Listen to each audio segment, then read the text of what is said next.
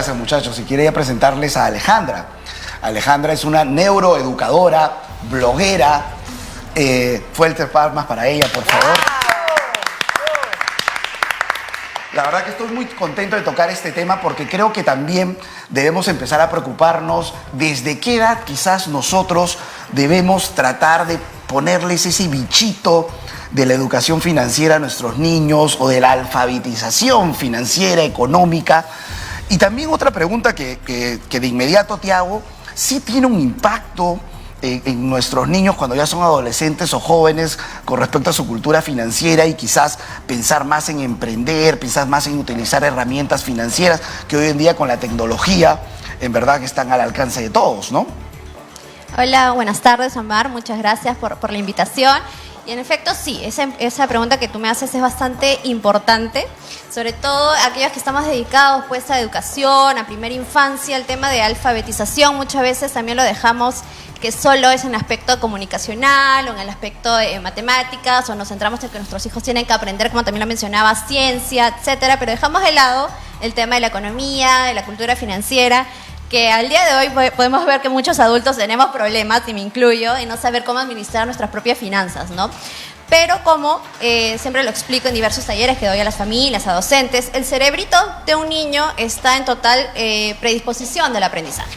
Entonces, mientras más pequeños nosotros les enseñemos respecto a cómo manejar términos, por ejemplo, de la economía, de las finanzas, por supuesto, esto va a depender de la edad de cada niño, ¿no? Cuando son pequeñitos y están jugando, ya de pronto tienen este contacto con juguetes de monedas, billetes, entonces ya van entendiendo los conceptos del dinero, ¿no? O aprenden, en el caso de Perú, cuál es la moneda del Perú, entonces ya comienzan a tener un cierto contacto. A medida que van creciendo, tienen el juego simbólico, que es a partir de los 2-3 años a más. Los típicos jueguitos de la caja registradora, el supermercado, ¿no es cierto? Monopolio. Exacto, monopolio cuando ya son más grandes, exacto. Entonces ya tienen dentro del juego diferentes formas de poder irse adentrando, ¿no? Acercándose a los términos, conceptos que tienen que ver con la economía, con las finanzas. Entonces el rol de la familia es bastante importante. Nosotros como mamás, papás, que muchas veces, como lo decía, ¿no? Nos centramos en que debemos enseñarles el alfabeto, los números, etcétera, pero nos olvidamos de cosas tan importantes y cotidianas que de repente no se aprende en otro lado y debe empezar dentro del hogar familiar, dentro de la familia, ¿no? Entonces, sí, como bien lo dices, el término exacto es esto, de la alfabetización, es eso de que ellos aprendan, comiencen a usarlo de manera cotidiana, porque al fin y al cabo les va a servir en toda su vida, pero por eso la importancia de que empiece de muy pequeños. Y sí, de hecho hay evidencia científica que muestra mientras más pequeños empiece, esto genera ya una cultura, aparte de cuando ya sean más grandes, inclusive ya en la adolescencia lo van reafirmando, saben cómo administrar su propio dinero, cuando consigan su primer trabajo. Entonces sí, se ha encontrado evidencia en los estudios que cuando ya sean adultos tienen una mejor cultura financiera. Es más, son aquellos que ahorran más, ¿no? Entonces sí hay una evidencia, como siempre digo, unos estudios que se ha hecho a lo largo con diferentes niños a lo largo de su vida, ¿no? Cuando dices desde muy pequeños, no sé, estoy pensando, ¿qué? ¿2, 3 años? 4. Exactamente, sí, así como le enseñamos, como bien decía, ¿no? Desde muy pequeños nosotros las mamás, papás les enseñamos a que aprendan a decir las letras, etcétera. También los números, porque a veces también eso pasa, dejamos de lado las matemáticas, nos centramos mucho en el pensamiento lingüístico, que no habla, que no dice palabritas, pero cómo va el tema de la matemática, ¿no? A veces creemos que esto recién se va a dar en el nido o en el colegio, y no es así. O sea, en la medida que ellos van aprendiendo, se les va enseñando a contar, etcétera. Y ahora que mencionas eso de las matemáticas, hay una corriente, ¿no? De esta educación STEM, ¿no? Que está muy relacionada justamente a estas otras, a las matemáticas, a la computación, al arte, a las ciencias. Exacto, totalmente. Este enfoque STEM que está con la tecnología, la ingeniería, exacto, ¿no? Que sus siglas son en inglés, la ciencia. Entonces sí, hoy en día, esto claro, salió hace bastantes años, pero como que aquí en nuestro país recién se está hablando en los últimos años y se está dando la importancia que debe darse, ¿no? Entonces sí, es muy importante. Yo creo que hoy en día hay más, inclusive a nivel educativo, ya hay muchos colegios que se centran justamente en enseñarles eso a sus alumnos, tanto en primaria y secundaria, y como les repito, desde muy pequeños, en actividades tan cotidianas, los niños están con ese sentido natural de exploración, que van aprendiendo, van manipulando, aprenden a contar, van subiendo escaleras, aprenden a contar. Cuando hacemos las compras, yo puedo mencionar también con experiencia como mamá, que por ejemplo mi hijita de tenía año y medio, menos de 2 años, y el hecho de subir a taxis y pagar, ella, por ejemplo, ya sabía, sacaba mi billetera, el billete y le daba al señor taxista.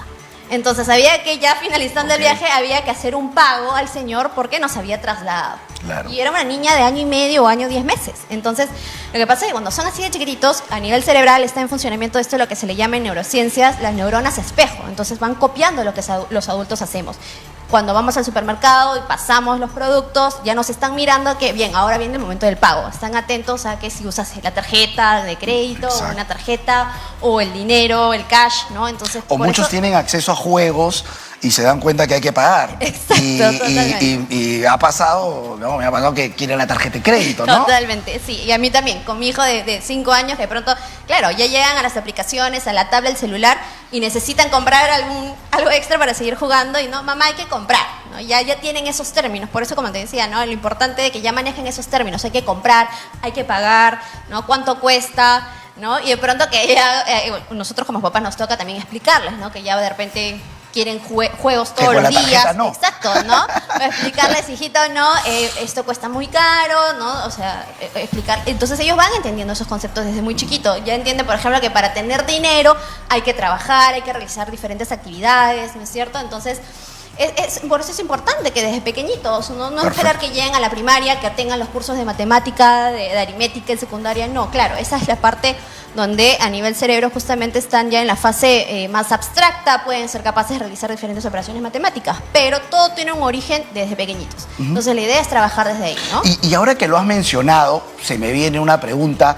Yo hace un rato hablaba de los gastos escolares, de que a veces algunos papás entran en muchas preocupaciones, colapsos, qué sé yo, crisis. ¿Es bueno hablar de esos gastos delante de los niños? Se me ocurre, ¿es bueno que lo sepan? ¿Es bueno compartirles la preocupación? Agradezco esta pregunta, Mar, porque si bien es cierto no hablar del aspecto de aprendizaje y demás, que lo que me permite es mi punto también de vista profesional. En este caso, al especializarme yo en crianza, y lo comentaba, esto se está dando en estos meses que los chicos van a volver a clases, las compras de útiles, como mencionaban al inicio.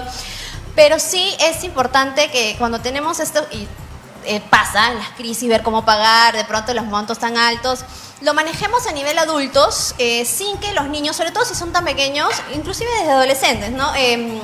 No estén al tanto, porque ellos perciben mucho, van a percibir nuestra preocupación, van a percibir nuestra angustia de qué ahora vamos a hacer, y ellos lo van a tomar como que, uy, ahora porque yo tengo que ir al colegio, mi papá no tiene dinero, ¿no? Uy, ahora que yo no tengo que ir al colegio, mi mamá va a tener que trabajar, o mi papá va a tener que buscarse más trabajo, o mi mamá, etcétera, ¿no? Entonces, crearles angustia, esa preocupación es innecesaria, porque ellos deberían estar centrados más bien, sobre todo en estos tiempos, a adaptarse de nuevo al colegio, a las nuevas rutinas, a manejar los protocolos, cómo va a ser el retorno, y no cargarles con la preocupación del dinero, ¿no? Entonces sí, yo aconsejo a las familias de que traten esos momentos en adultos, solos, que los niños no lo perciban, igual los jóvenes, ¿no? Los adolescentes tampoco lo perciban, porque ellos están para estudiar, para aprender, no para cargar con esas preocupaciones. Parece que la pregunta cabía. Y te agradezco por la respuesta, creo que nos ilustras mucho con respecto a esto. Y mira, de hecho lo hemos visto en estos 2 años de pandemia, aunque no lo creas, en medio de esa transformación digital o esta digitalización, lo he visto, lo veo y lo he leído, que más bien esto ha llevado a que, como tú decías, no solo adultos, sino más jóvenes también aprendan del mundo financiero. Incluso hoy en día hablan de bitcoins con mucha naturalidad, de criptomonedas, de querer invertir, de querer invertir en la bolsa, de querer hacerse millonarios rápidamente desde muy jóvenes, simplemente invirtiendo, siendo traders.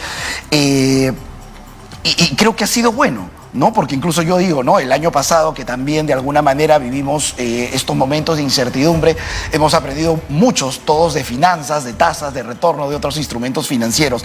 Y mi pregunta iba, ¿cómo uno como papá pasa de tratar de enseñarle algo a pasar a algo más sofisticado?